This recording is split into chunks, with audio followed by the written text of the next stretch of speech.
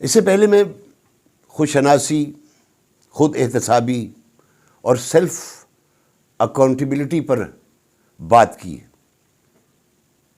میری نظر میں خود شناسی اور سیلف اکاؤنٹیبلٹی کیے بغیر اپنی ذات میں بہتری یا سیلف امپرومنٹ لانا مشکل ہی نہیں، ناممکن ہے.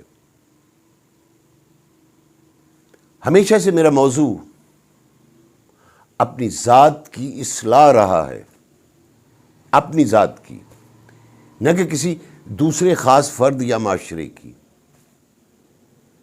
اگر ہم چاہیں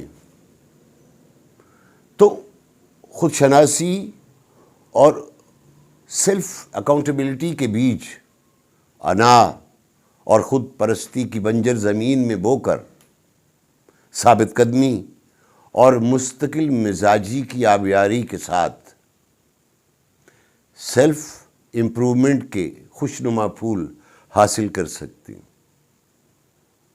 اور یہ پھول نہ صرف میری ذات کو سکون دیں گے یا مجھے اچھا لگیں یا مجھے مہک دیں گے، بلکہ ارد گرد دوسرے لوگوں کو بھی معطر اور خوش رکھیں گے. اگر صرف ثابت قدمی، مستقل مزاجی، صبر اور استقامت ہمارے اندر، ہماری زندگی میں، ہماری ذات میں اتنی بڑی تبدیلی لا سکتی ہے تو پھر دیر کیوں؟ پھر فوراً ہمیں یہ سودا کر لینا چاہیے. اس سے پہلے بھی اس موضوع پر بہت کچھ کہا اور سنا جا چکا ہے. یہ سلسلہ بھی جاری ہے اور تا قیامت جاری و ساری رہے گا. لیکن میری ذاتی یہ کوشش ہے کہ میں اپنے محدود علم، محدود مشاہدے اور اس کی بنیاد پر کچھ ایسا کہہ سکوں، کچھ ایسا کر سکوں جو بہت سادہ اور قابل عمل ہو. اس میں نہ تو بہت زیادہ اخراجات کا ڈر ہو، بلکہ بہت کم ٹائم اور کم انویسٹمنٹ میں یہ سلسلہ جاری رہ سکے اور ہم روزانہ کی بنیاد پر تھوڑی سی کوشش کے ساتھ یہ عمل جاری رکھیں اور اپنے منزل کی طرف گامزن ہو سکیں. اگر خود پر غور کریں تو ہماری بہتری یا سیلف امپرومنٹ کے لیے 3 بنیادی چیزوں پر ہمیں فوکس کرنا پڑے گا. ان میں سے ایک ہے ہماری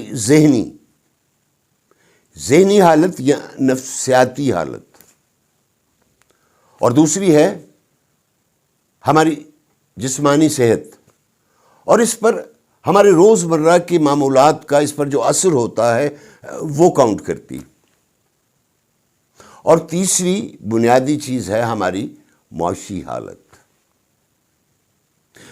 میری یہ کوشش ہوگی کہ ہم ان تینوں سبجیکٹ، ذہنی، روحانی اور سائنسی، ان تینوں بنیادی باتوں پر آگے چل کے آپ سے بات کر سکوں، جو کہ اس وقت پوری دنیا کا ایک میں موضوع بحث بنی ہوئی ہے یہ بات.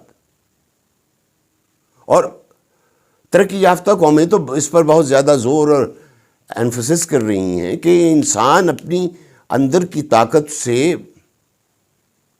خود میں زبردست تبدیلی لا سکتا، جبکہ ہم اس معاشرے میں کسی مسیحا کے آنے کا انتظار کرتے ہیں، کسی معجزے کی تلاش میں ہیں کہ کچھ نہ کچھ ایسا معجزہ ضرور ہوگا، میرا دل کہتا ہے ہوگا. لیکن جب نہیں ہوتا تو پھر سارا الزام، سارا دوش اپنے ارد گرد اس معاشرے پر ڈال کر اور پھر اپنے آپ کو خود فریبی کی چادر میں لپیٹ کر گہری نیند سو جاتے ہیں.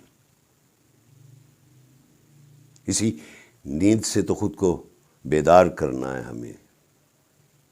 دوستو، آگے چل کر بھی انہی موضوع پر باتیں ہوں گی انشاءاللہ.